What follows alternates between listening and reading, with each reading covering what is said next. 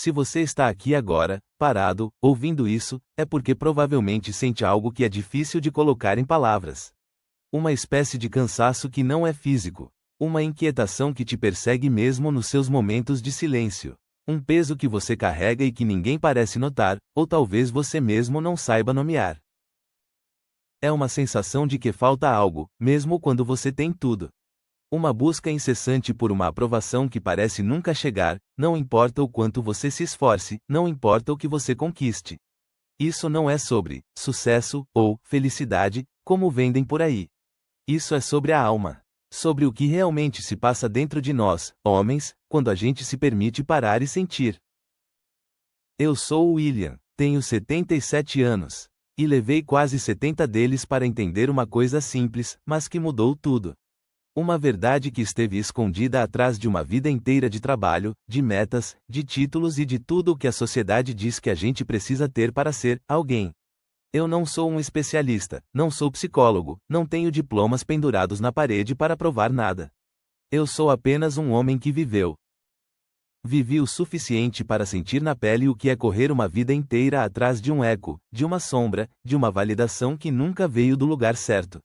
E para finalmente, bem tarde, encontrar um tipo de paz que eu nem sabia que existia. Não é algo que se compra ou que se conquista. É algo que se descobre, lá dentro, quando a gente desiste de procurar lá fora. Nós todos fazemos isso, não é? Essa busca incansável. Desde pequenos, somos ensinados que o valor de um homem está no que ele faz, no que ele tem, no que ele conquista. E a gente internaliza essa mensagem tão fundo que ela vira o nosso combustível.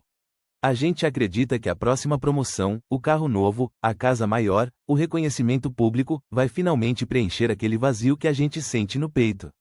Aquele vazio que, às vezes, é tão grande que parece sugar a nossa própria essência.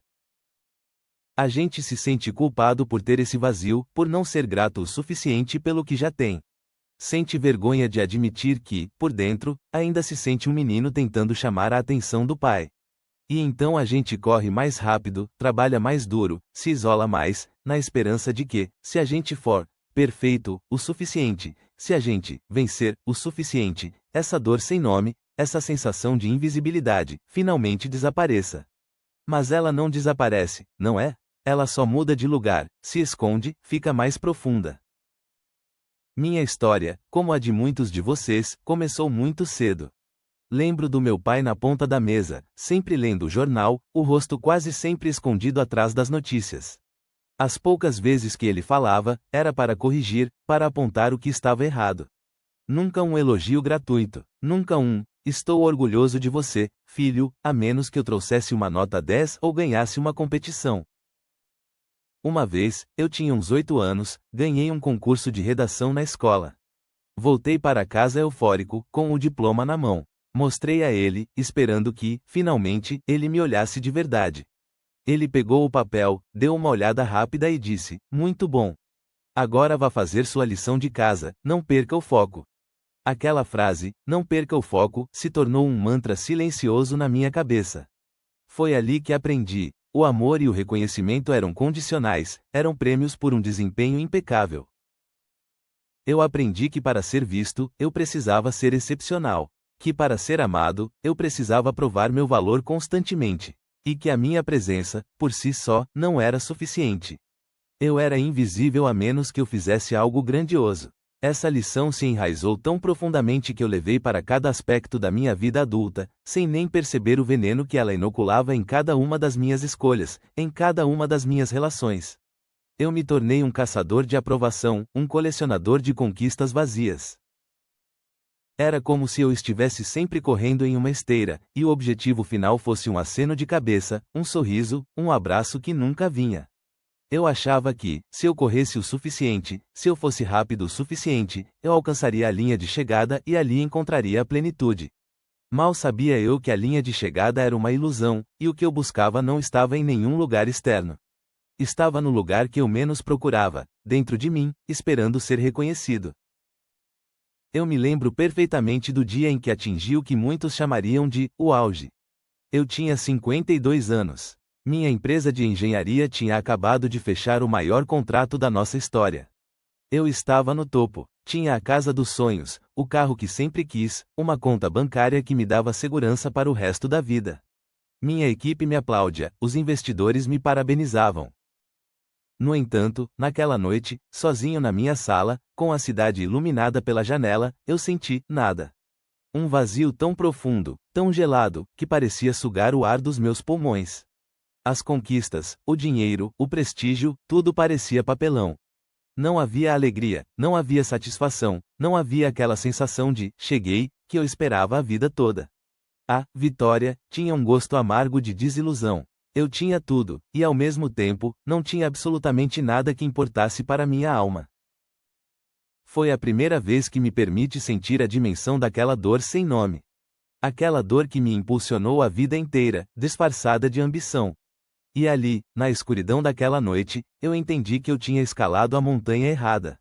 Que eu tinha construído um império externo, enquanto meu mundo interno estava em ruínas, um deserto de necessidades não atendidas e sentimentos reprimidos.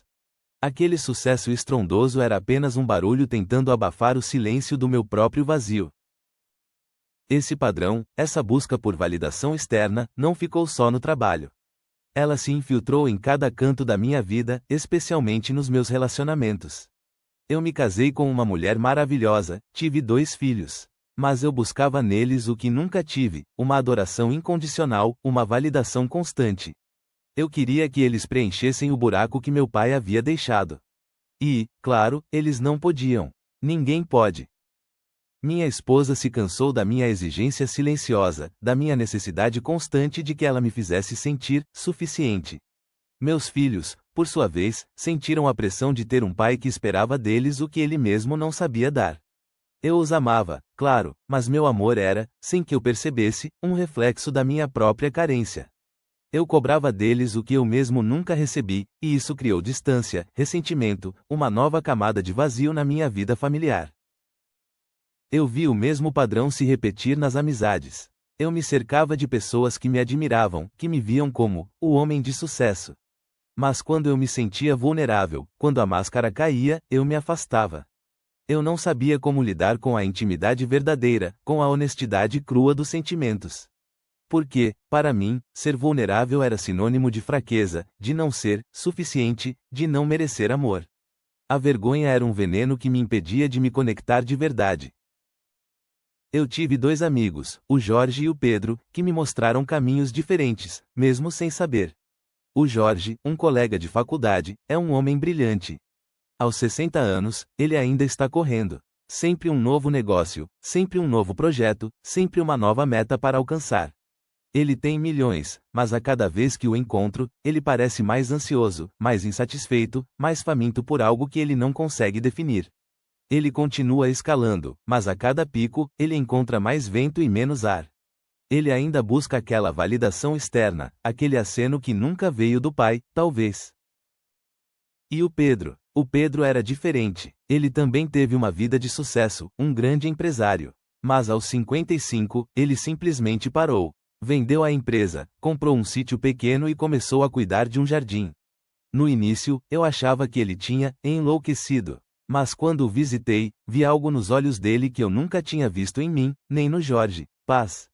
Uma calma profunda. Ele não falava de lucros, falava de sementes, de terra, da chuva.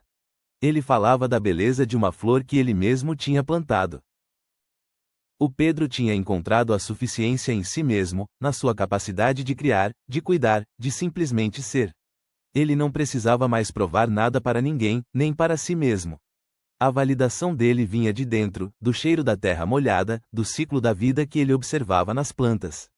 Ele me mostrou que a transformação é possível, que não é uma teoria de livros, mas uma escolha de vida, um resgate da própria alma. Essa foi a minha primeira grande lição, a redefinição de um conceito-chave. Suficiência não é ter, é ser. Não é sobre o que você acumula lá fora, mas sobre a calma que você encontra aqui dentro. É a liberdade de não precisar provar nada para ninguém, nem para a sombra do seu pai, nem para a imagem que você criou para o mundo.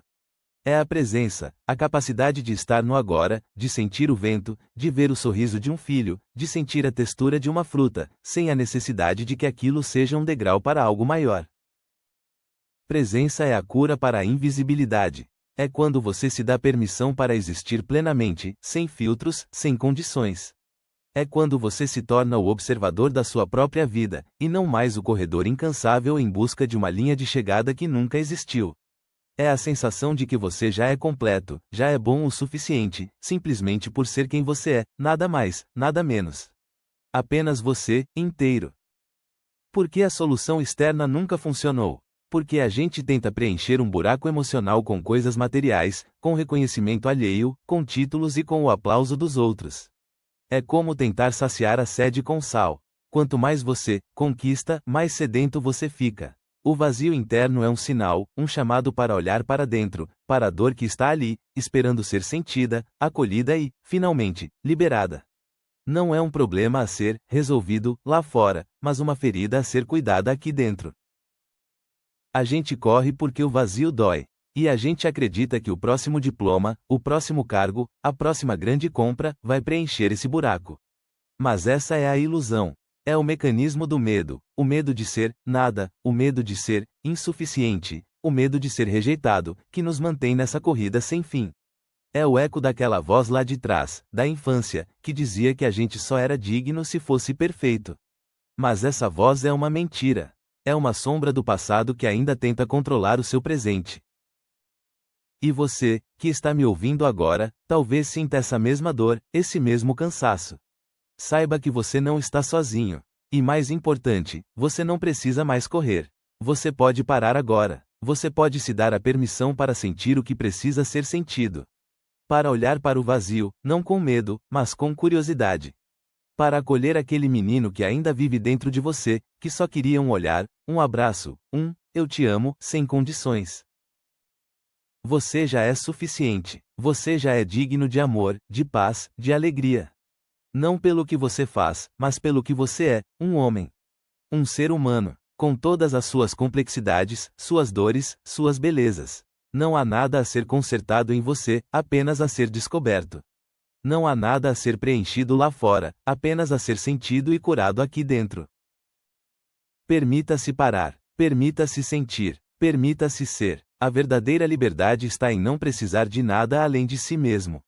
E se você conhece alguém que precisa ouvir isso, que está cansado de correr, que sente um vazio que não consegue nomear, alguém que vive sob a sombra de uma busca incessante por aprovação, por favor, compartilhe este vídeo com ele. Pode ser o aceno que ele tanto esperava, vindo de um lugar inesperado.